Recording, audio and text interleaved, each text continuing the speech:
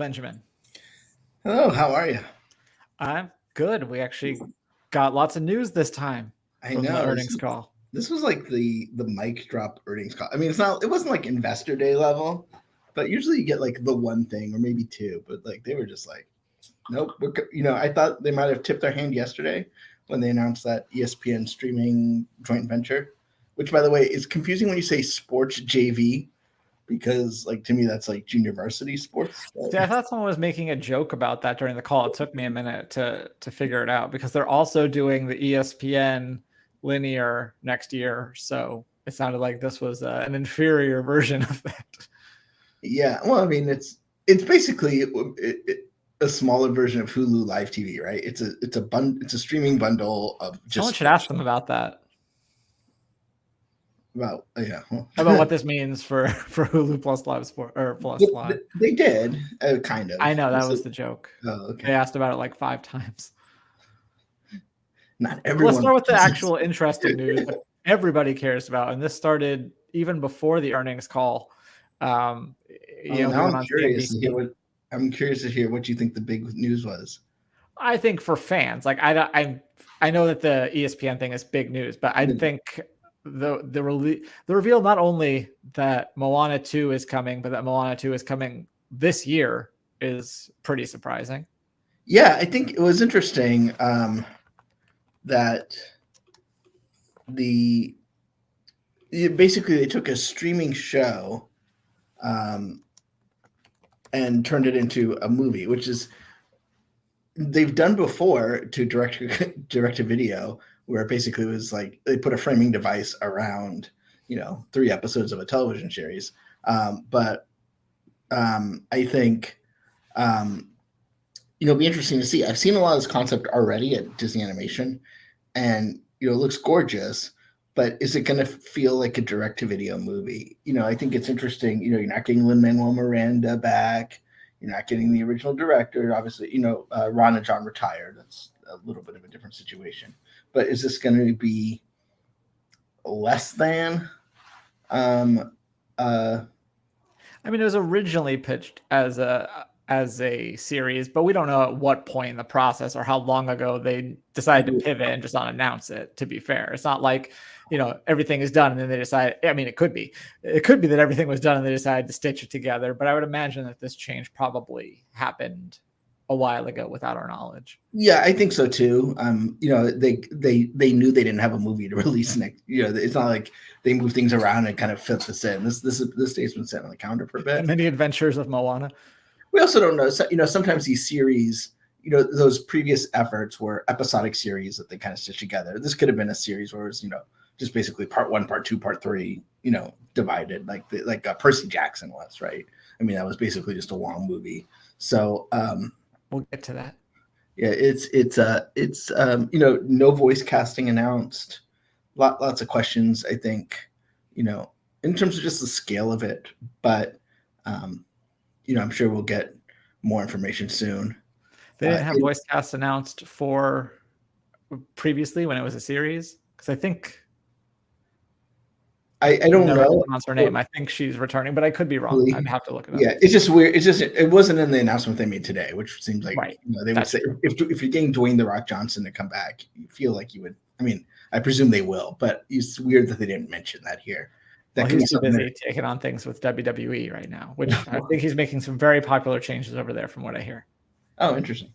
Well, and he, Disney just has that deal with the USFL. He's obviously working on the live action. I think we can call him The Rock now. We don't even have to call like he owns that. We can just call him The Rock. We don't have to say Dwayne The Rock Johnson. But yeah, it will be interesting to see. It'll be interesting to see too. Do they do this with the other series? Like Tiana was announced as an upcoming series too. So we'll find out. It's also, I think, shows there's in the next 2 years in terms of the animated output. It appears that there's only going to be one original film. Original franchise. I mean, they're original films, but original non-franchise films. So, it's a fine line, right? Obviously, those films really stick out in the marketplace. They tend to do better initially, but at one point they were new films, and you need to kind of make new films to have franchises. So, how do you walk that line? But Yeah. I was wondering if you were going to do the sort of last minute surprise news as the top story. What's the last minute surprise news? The Taylor Swift film. I don't know if that was last minute. That was Well, the it wasn't last minute. I mean, it was like Bob Iger was like, "Oh, and one more thing," like kind of channeling the Steve Jobs MO or that kind of thing. Yeah. So unless you were living under a rock, Taylor's was on her Eras tour. It's, I think, going to Japan this week, as everybody tracked. And Las Vegas. They released the concert movie, and then they just announced that the Taylor's version of the Eras tour film will be going to Disney Plus. It includes a performance of Cardigan, as well as 4 additional acoustic songs that were not in the original film and will not be on the regular digital releases of the film. They'll be exclusive to Disney Plus, and that happens next month, March 15th. So let me propose something to you. Yeah. Marketing idea. Taylor Swift. Don't. Going to Disneyland? Well, Disneyland. I don't want the script, San Francisco, but if they win, it seems like that just needs to happen. You live in the Bay Area. Why don't you go suggest that you're cheering for the Chiefs out there and see how that goes for you? It's the Bay Area. It's not like I'm in New York. But yeah, so not the hugest surprise to me, just because they released her other films, right? Evermore. The one other one. I think it's just one. Folklore. I think it's just Folklore. Yeah, the Long Pond. I had to look up the full name to add a link in our article. But yeah, they've done other concert films as well. They did Billie Eilish, Olivia Rodrigo, some other ones. BTS, I think, right? Was that a concert film? I think that was. I don't. They all blend together. They did Get Back. Yeah, that has a concert film in it. Do you think this will block Bluey off of #1 trending, at least for a moment? For a moment, yeah. But Bluey will reign supreme. And then I guess the other big news non-fiscal, monetary policy, was Disney is investing $1.5 billion in Epic Games. That's a tiny photo. That's a tiny photo to create a Disney world that can live sort of next to and cross over with the Fortnite universe. We've seen them collaborate. I mean, they have a long history collaborating with Disney. There's just search Fortnite on our site. You'll see all of them every time a character joined the game. But also the Disney had them as part of their accelerator program. The Unreal Engine is used for the stagecraft. What's the term? I'm getting stagecraft, but what do people actually call it? The volume. Yes. And then obviously many attractions use it, such as like Smuggler's Run and other sort of immersive experiences like that. Actually not. I paid for this. But you're still, because of our relationship, you're still supposed to disclose it, as somebody told me. But I so yeah, I mean, I think it's interesting. Our team, the younger members of our team, are really excited about this, and that parallels Bob Iger. He met with Sean, who runs the games business for Disney Experiences, and looked at the sort of demographic trends. And you see it. You talk to anyone who of our age has kids, and video games, particularly Fortnite, has a huge chunk of their time.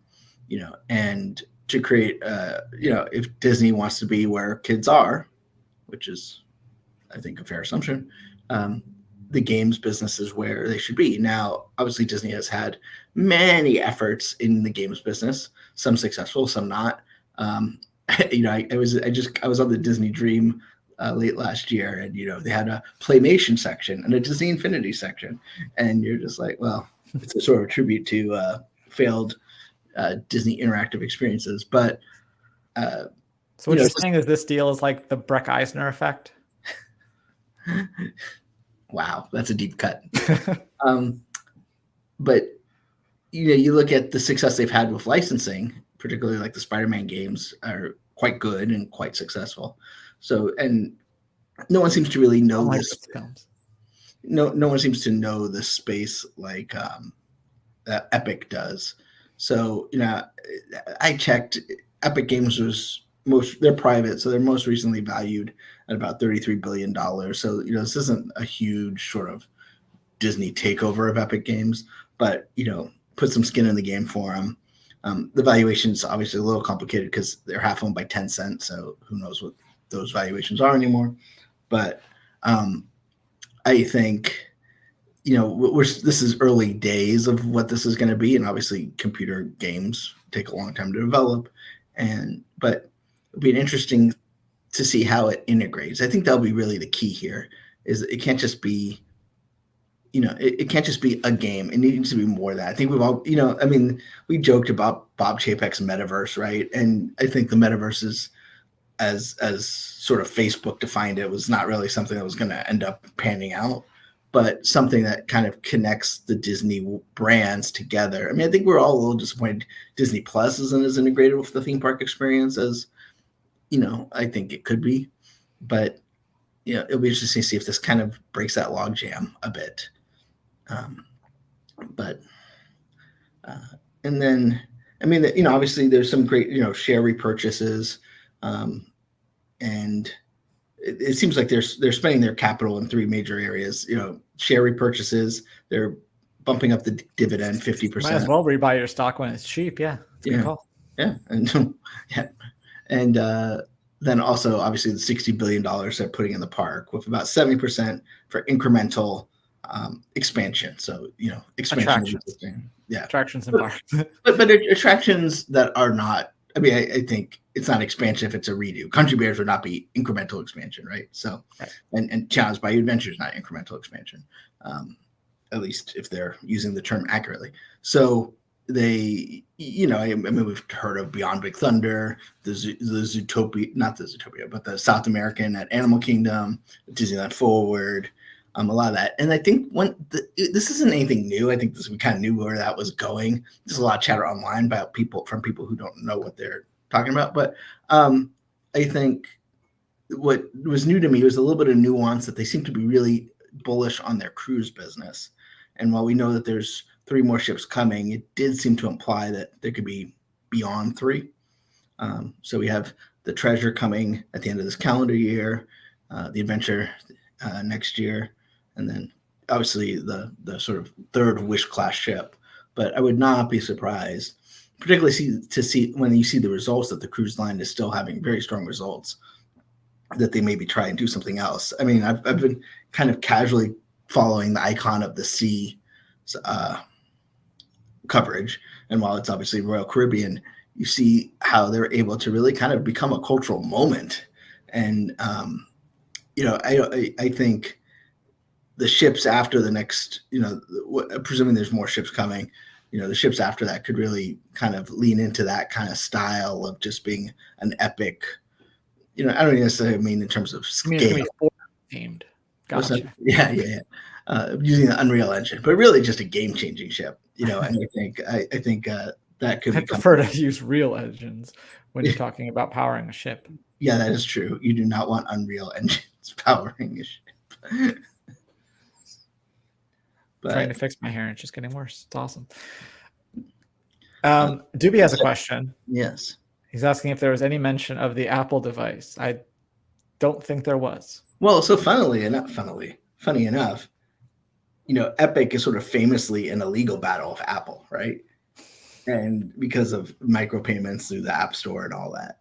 And Disney, through history, has usually had a very cozy relationship with Apple, sending back to Bob Iger and Steve Jobs with Pixar, and, kind of bringing those two together. And then, we've seen that they've been early adopters on Apple devices, including the Apple Vision Pro. But, no mention of that. I don't know that you're going to mention Epic Games and Apple in the same call. And also, it kind of, there's always been that rumor that I don't think is, accurate, but just people like to pontificate that, Apple could someday buy Disney. Well, it would now be funnier, but I don't think so. Can I ask you a question about the call? Something that hit my ears kind of weird. Yeah. He was asked about the studios and the output, and he mentioned Marvel and said that they were going to be focusing on some of their more popular or more successful franchises and then said, and I'll just leave it at that. Yeah, I think it kind of dovetails to some of that sort of rumor reporting out there that comes from the film media, where there's talk of kind of, I don't necessarily bringing back the Avengers but bringing back the Avenger type characters in new ways. I mean, you've seen that with Captain America: Brave New World. It's a Captain America movie. You could definitely do that with all of them. Kind of focusing on that troop, whether they are new people holding that mantle or not, or even just the Avengers themselves, as opposed to kind of just finding new characters to kind of mine. Yeah. I don't know if that's, I mean, I guess the thing, I wouldn't say that that's necessarily, in my view, a new strategy. It just seems like maybe getting to it faster. Because obviously they're setting up other types of Avengers, like young Avengers. So there's going to be like there'll be an ant woman or, what's her name? Stature, or there's a couple different names that, what's her name has? There are several different names that Cassie has. Yes. Yes, Cassie. Yeah. And Kate Bishop will be Hawkeye. Right. But I think too, there's obviously been a pullback. I mean, he said so, pullback on the Marvel content, just toward pacing of it. So you're not going to, they went through and kind of picked more nuanced characters to kind of expound upon Moon Knight, and with mixed results. I mean, I'm not saying they're bad, but I think as they're kind of streamlining, I think they're going to try and focus on sort of more marquee characters in franchises, and probably more than they originally planned. I mean, we've seen the challenges they've had with kind of coming up with a Blade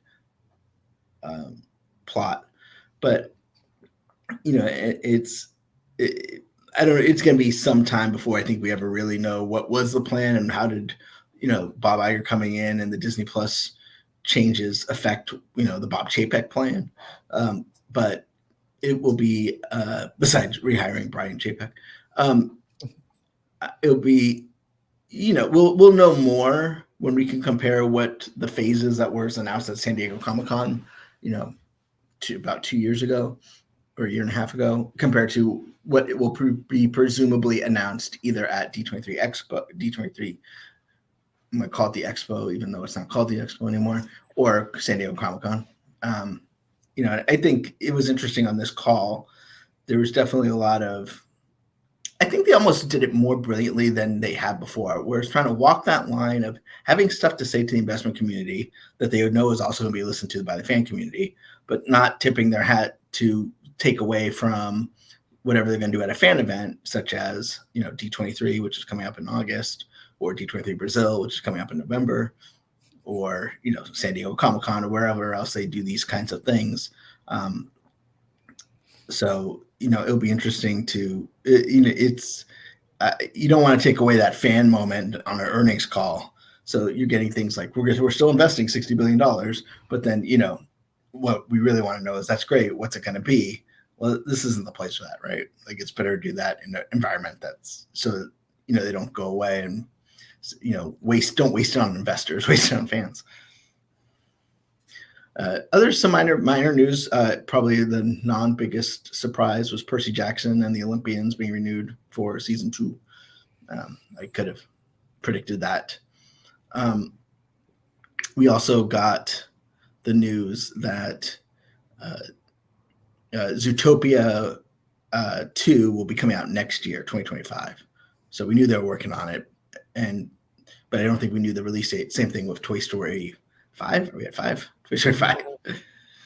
So there was a little piece. There's a little bit of confusion on the internet right now because he announced some other things like Frozen. Well, things we already knew about, but then said looking forward to 2026 and beyond. And he mentioned the Mando and Grogu, Frozen. And so in my opinion, he didn't say that those would be out in 2026. He just said 2026 and beyond, like other future projects that weren't coming this year or next. Yeah, I think that's safe. I also think, I mean, it should come in 2026, but I don't think that was really necessarily. They don't know, right? I mean, they may have a plan, but even they don't. I mean, getting married to release dates is perhaps. I mean, they might have to add Gina Carano to it, so we don't. Wow, yeah, you went there. So I think from my experience, well, look at it this way: we know that they're starting production this year on the Grogu Mando movie, so if you add a year of post on it, it should be coming out next year or early 2026. So I don't think that's a surprise. But I mean, if you went by like original planned release dates for the original Avatar sequels, I'll be out now. So it's hard to get too attached to release dates, because who knows what strike is going to happen next year. But I don't know. Any other questions?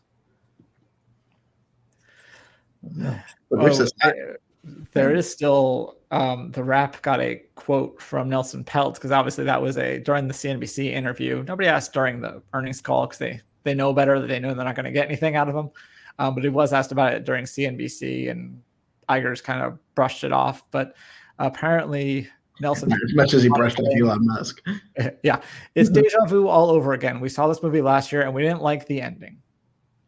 Don't know what that means. That's all he said. That is the entire article, with more to come, but it's been a half hour since more was to come. So. Well, the Wrap doesn't necessarily have the news desk resources that laughingplace.com has. So.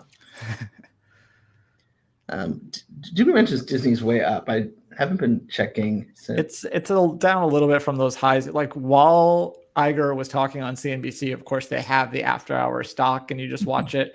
Finally got back to Disney 100, and then it was up to, I think the highest I saw was 107 or something like that. I think it's around 105 right now. Is that still? Yeah, 105.30, about 6 points. It seems to be like where it's been resting during all this. I was a little nervous because I was watching the after hours, as the bell closed, and as soon as the bell closed, it went down. I was like, oh, do people, I'm not the first person who gets the earnings release, right? So I was like, what happened? But then as soon as like people started digesting the news, it went back up, which proves I'm not going to state it here, but it's going to prove my investment strategy that if you know me, you know about.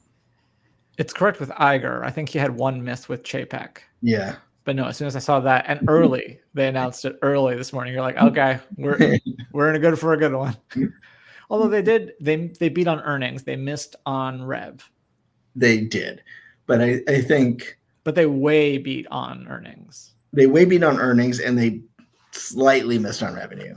And the revenue challenges seem to be at the park business, which I think is understandable given the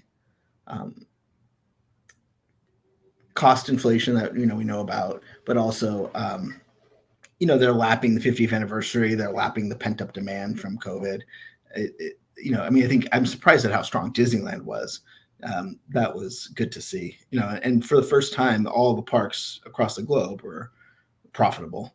So I think we've had this year, we had the opening of Zootopia at Shanghai, World of Frozen in Hong Kong, recently the opening of Disneyland Hotel in Paris.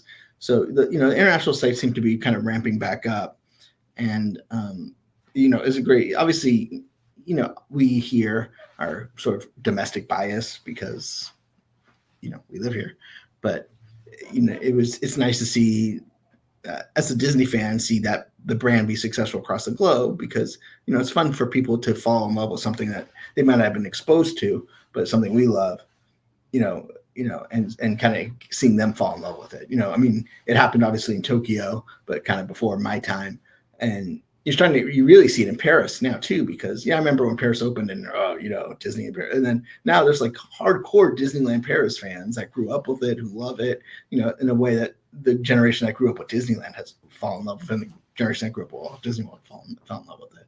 So that's one of my favorite things, is just seeing fandom, international fandom, local based fandom enjoying their parks is just really, I love that.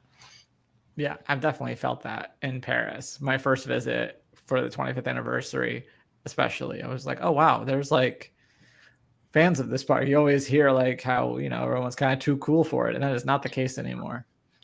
Dewey did ask what's the main driver for the earnings bump. I think it's the guidance. I think it's that they're going to be profitable by the fourth quarter on streaming. So I think it's the sort of guidance on earnings for the year. I think they want that 50% higher dividend. Yeah. I mean, I think having a reinvestment strategy. It was interesting before the call. CNBC had an analyst, and I didn't catch who they were with, but kind of citing, well, they're just going to need to cut to survive Nelson Peltz, and that's it's going to create a trough later because they're not going to make content, but they got to do it to survive. And it seems like Disney was able to kind of thread the needle a lot better than just sort of doing stuff as a reaction. I mean, there's definitely stuff here that comes across as reactionary, but it also seems like stuff that might have been, not too reactionary, that you're sacrificing the future of the company. I felt like there were some times, where Disney overreacted to Wall Street's desire for them to put everything on streaming. I mean, it was impacted obviously by COVID, but I would just remember, listening to Bob Chapek being like, oh, Premier Access, this, and all this stuff, because that's what, Rich Greenfield and everybody was telling them to do. And then, it didn't make any sense to a consumer, but it was what they were reacting to it. And I've been proven time and time again that, and I can't speak to reallocating to, allocating income to share repurchase versus dividend. I mean, I'm not talking about that, but in terms of strategy, listening to Wall Street's a terrible idea. They know that Bob Iger and the people at the company know the company far better than the analysts do, time and time again. And I mean, there's analysts I like, and there's analysts that who I think really know what they're talking about, and there's some that just have no idea, and they get caught up in the myopic of the investment advice of the day without understanding the nuance of Disney, without understanding the long-term value and short-term gain. I mean, I think that's the challenge. I mean, I think that's why Disney fans are afraid of Nelson Peltz. Is he can come in, they can slash, they can make a lot of money, bump the stock price up, and then have little left to show for it. And I think you're seeing with the Blackwells, with the wanting to split the company up. I mean, how awful would that be for Disney? I mean, I want to buy my Disney REIT. I want to own a piece of Walt Disney World. You can. It's called buying a share. No, I want to own it directly. I'll feel like Golden Oak or something. It's to me, it's, I don't know. It's one of those things that just comes across as antithetical to what Disney should be doing based on, it's going to sound sappy, but when you're true to yourself, and that includes corporations, you're more successful than when you just try and be what other people want you to be. Is there anything else you wanted to cover before? I have a video to play us out, if you don't mind. Oh, I do not, but let me just check one thing. Yeah, go for it. I'll highlight all on the games comment here. It was nice to have a bit of a focus on the non-Star Wars and Marvel part of the studio. Yeah. That's what I want to talk about. So just to recap, I want to kind of recap the slate, the Disney Studio slate, whether that means theatrical or Disney Plus for the rest of the year. We got Bad Batch coming February 21st, Disney Plus series, obviously. Iwaju, all episodes dropping February 28th. That's the partnership with Disney Animation and Kugali. The First Omen, theatrical, April 5th. Kingdom of the Planet of the Apes on May 10th, theatrical. Young Woman and the Sea, theatrical, Disney branded, May 31st. Inside Out 2, obviously Pixar, June 14th, theatrical. The still untitled Deadpool, July 26, 2024. We got, this is breaking news from the show. We got confirmation that the movie is called Alien Romulus. So the previously untitled Alien event. Been on IMDb that way for a while. But every time I would try and put it in, I would get a thing. It's actually untitled. April 16th, 2024. A legit untitled, something called Untitled Disney, September 6th. Agatha Darkhold Diaries. That's the name this week. It could change. Fall 2024. The Amateur, November 8th, 2024. Moana 2, November 27th. And Mufasa, The Lion King, December 20th. Also sort of undated, but going to be coming out, is The Acolyte and Eyes of Wakanda. Tigers, the Disney nature film. X-Men 97 animated Marvel show, and another animated Marvel show Friendly Neighborhood Spider-Man. I should mention Eyes of Wakanda is also animated. So,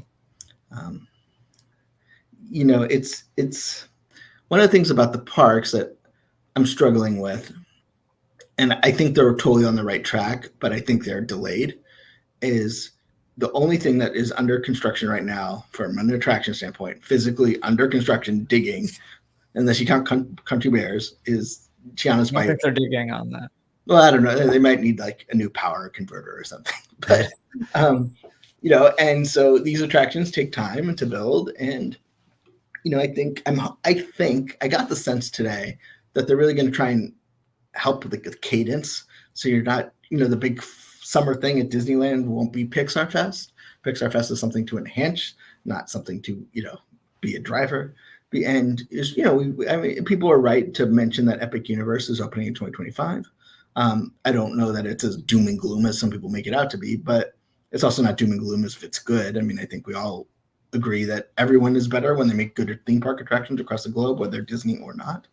But I think, we're running out of time, and presumably the expo or the poorly named D23 Ultimate Fan Event will be the reveal moment for, the big sort of Disney decade that we're heading into. But we are in desperate need of the Disney decade and not blue sky, actual, hey, and guess what? We're starting construction tomorrow. Like that's what needs to happen. And, the fiscal year starts in October, so it shouldn't take that long for, if a project gets greenlit for 2025, for them to be able to start construction shortly after D23. I don't know what the holdup is. As far as I know, they haven't started construction. Will Taylor Swift's movie do Hamilton numbers on Disney Plus? I feel like it'll do better. What do you think?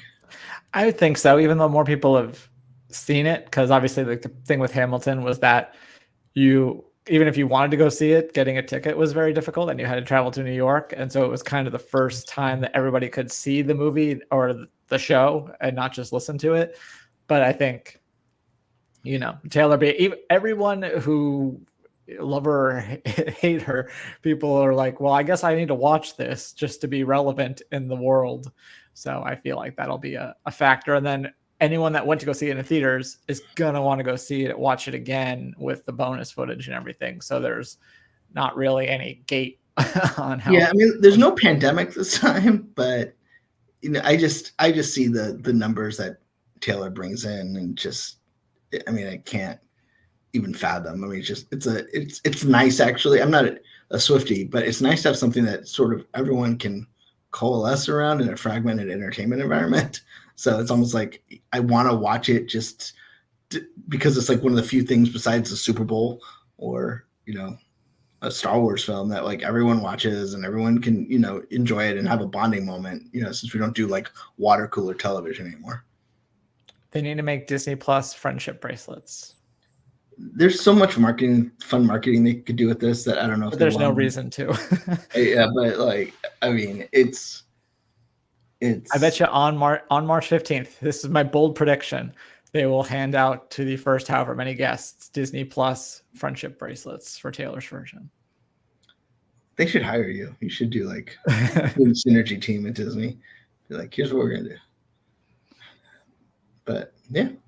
Okay, I think that's the earnings for the day. Well, since this is we're talking about Disney shares and stocks, I thought we'd take us out with a video. In case you are a Disney shareholder, it'll tell you how to vote. So, see y'all next time. Not that we. Welcome, shareholders. Wait. Friends, relatives, and esteemed chairman, you're probably wondering what we're all doing here today. Now, let's begin. Whoa, Professor Ludwig von Drake, slow down there. On April 3rd, the Walt Disney Company will be hosting its annual meeting of shareholders, and we need you to all vote for your board. Over the coming weeks, you'll be receiving your voting materials relating to the white proxy card. You may see them even sooner if you had consented to receiving them by email, so keep a watch on your inbox. Professor Ludwig, why don't you tell our shareholders how they can vote? Yes. Today, we're going to use the Van Drake method. Professor Ludwig, they don't vote using those kinds of cards. Voting is easy. You can vote electronically or by good old-fashioned mail. Note that if you type in the website address, you'll be asked to provide the control number shown on the white proxy card, so be sure to have it handy. If you access the website using the QR code on the white proxy card or the white Vote Now button on your email, no control number will be needed. Please vote all of your shares in all of your accounts. Each account will have a separate control number specific to the white proxy card. All electronic votes have to be submitted no later than 11:59 p.m. on April 2nd, 2024. If you hold shares in the Disney Employee Plan, please note the earlier voting deadline indicated on your white voting instruction form. Remember, it's important you vote only for Disney's 12 nominees using the white proxy card. Do not vote for the Trian Group or Blackwell's nominees. Voting this year is critical, no matter how many or how few shares you may own. Professor Ludwig, what should the shareholders do with their blue and green proxy cards? Yes. Oh, he's on the phone. I do not need the extended warranty. Well, shareholders may simply discard them. Please do not use the blue or green proxy cards. A difficult question for the professor? Thank you, Professor. I think our shareholders are now well informed on how to vote for their board. Remember, it's important you vote only for Disney's 12 nominees using the white proxy card. Do not vote for the Trian Group or Blackwell's nominees. We thank you for supporting Disney. If you have any questions about voting your shares, please call our proxy solicitor, Innisfree M&A Incorporated. From Professor Ludwig von Drake and I, thank you and goodbye. Did you have a safe harbor announcement? Sound like you're going to say something. What's that? Were you going to say something else? I was going to say, we don't officially tell you how to vote your shares, but come on, you know what we want. This is like the opposite. This is the opposite of Save Disney, where I was like, withhold. No GBS trend. Vote. But yeah, it's come on. Do you really want Nelson Peltz running company? And Ike Perlmutter.